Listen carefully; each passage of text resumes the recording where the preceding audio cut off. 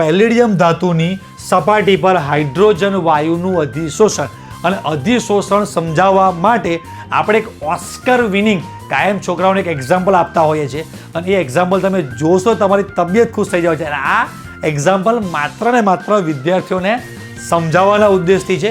કોઈ પણ વ્યક્તિને આપણે આમ નીચા દેખાડવા માટે નથી. તમને કોઈ પણ વ્યાખ્યા કોઈ પણ બોલ્યા વગર કંઈ પણ મારે કહેવું ના પડે, એમનામ તમને સમજાઈ જાય કે આમાં અને આમાં જે ફેરફાર થયો એ ફેરફારને જ કહેવાય અધિશોષણ.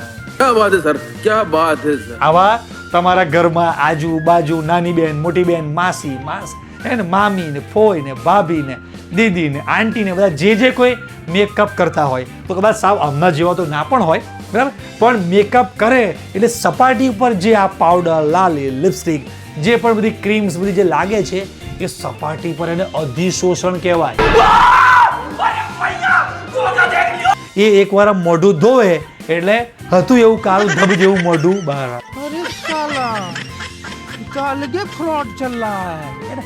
એટલો પાવડર, એટલો બધો મેકઅપ હોય કે આમ નીચે પાણીનું એક તપેલું, એક તગારું ટબ જેવું રાખવાનું અને પાણીથી આમ મોઢું ધોવે પછી તમે તગારા ટબમાં જો ઓહો ચૂનાનું પાણી પલાળી દો ધોળું ધબ જેવું એટલો બધો.